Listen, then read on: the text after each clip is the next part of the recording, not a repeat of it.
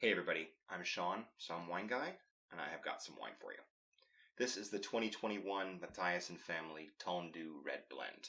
This is a blend of Barbera, Montepulciano, and Aglianico from Yolo County, which is just east of Napa County, kind of northwest and more west of the town of Sacramento. So Matthiasson's actually based in Napa. They have a house and a winery in the Oak Knolls district of Napa Valley, where they produce some incredible Cabernet and Chardonnay and Syrah. Oh my gosh, the Syrah. But this one's coming from the Dunnigan Hills, which is in Yolo County to the east. There is some really interesting soils and really unique things happening out in Yolo County.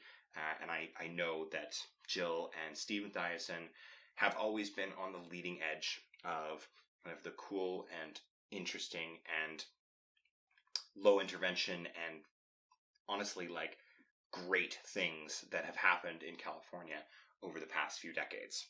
So tendu in French means taut, tense, nervy, which I think is a very apt description for this particular wine, because I know you can see it from there, but this is not a rosé. This is red. It's just extremely pale. It's this like crystalline ruby color. This is, like I said, about 50% Barbera, 20% Montepulciano, 20% Aglianico, and then a little bit of Cinsault and a little bit of Carignan. So it's almost like a field blend. Old style California, they would have just mixed Italian varieties planted in a field, and they would blend them all together, pick them all at the same time. So a little bit different approach, but with the same kind of mindset. This is coming from two sites in the Dunnigan Hills. One called Windmill Vineyard, which is organic certified. The other one just being farmed organically. The vineyards out there are all on this weathered pink gravel, which is really pretty. It looks like pink stones just everywhere. And this is all wild fermented, unfined, unfiltered. Spends 5 months kind of in, I believe it's 5 months of stainless steel. But this is me not having the exact answer, so I'll have to confirm that for you all later. But delicious, crunchy, tangy, exactly the kind of wine that you want to drink on like a warm late summer evening.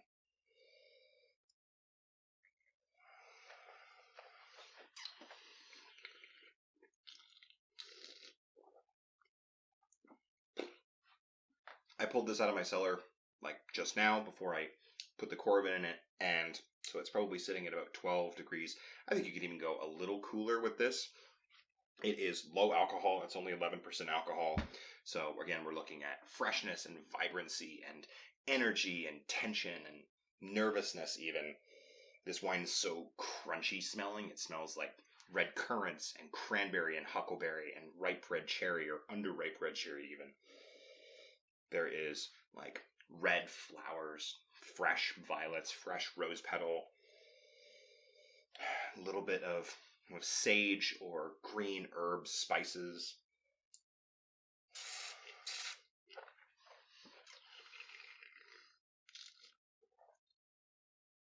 Tannins are soft, but there, and you get this kind of subtle sharpness to the tannins too. They've got just a little bit of an angular feel to them, which gives this wine some texture. It gives it some dimension rather than just being light and soft. It's got angles and a little bit of kind of a jagged edge to it, which gives this wine like something to kind of latch onto.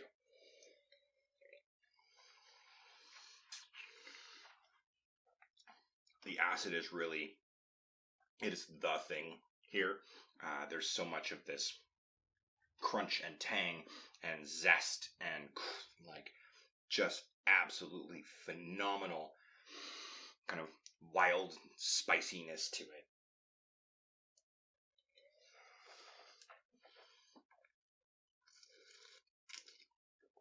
And it opens up too. With every sip that I take, there's more layers to it. There's more kind of earthiness. There's a savory thing. There's like wet earth, wet rocks. This is actually more mineral than it is earthy, which is generally the opposite for red wines. Red wines are usually more organic earth, and white wines are more inorganic earth, like rocks and minerals. But this is definitely like stony and rocky. Because this wine is totally unfined and unfiltered, it's in this clear glass, so you'll actually see the kind of sediment and the unfiltered lees that's still in the bottle from when they've racked it and bottled it. It's nothing to be worried about. If you want to remove that from the bottle, you totally can. Just let it sit upright for a couple of days. Put it in your fridge, put it in your wine fridge if you have one, and just let that kind of sediment settle to the bottom, and then you can gently decant it from the bottle into a carafe to kind of remove a little bit of sediment to the bottom, or use a filter and some cheesecloth. You're not going to hurt it. It's going to be totally fine. I don't mind. I'm totally okay with having a little bit of cloudiness to my wine, especially a wine this style that is so dynamic and interesting and textured and fun and zesty and bright. That's delicious. Because this is low alcohol, like low, medium-ish low tannins, and great acid and crunch to it. This is a perfect wine for kind of lighter late summer fare. You could do summer salads, you can do casual snacky kind of foods at a backyard barbecue or taking things to the beach. This is great. Like charcuterie wine, you could do sausages, you could do like a really good flavorful entree salad. My partner introduced me to a salad from Rebar Modern Food in Victoria called the Painted Desert Salad, which is chipotle, maple balsamic dressing. It's got chunks of smoked salmon, smoked cheddar, and avocado and roasted red peppers, and it's got so much flavor, and that's what I'm craving right now. It'll kind of play along with this crunch and tang that the wine has, but it's not going to get lost in all of the flavors of that food or in the wine. So lots of potential, lots of really interesting things that you can do. Don't be afraid to experiment. Great introduction to the wines of Matthiasson family. Everything they do is spectacular, and I'm so happy to be able to share them with everybody this month. Thank you very much for watching. I'm Sean, Somm Wine Guy, and this is Somm Wine Club.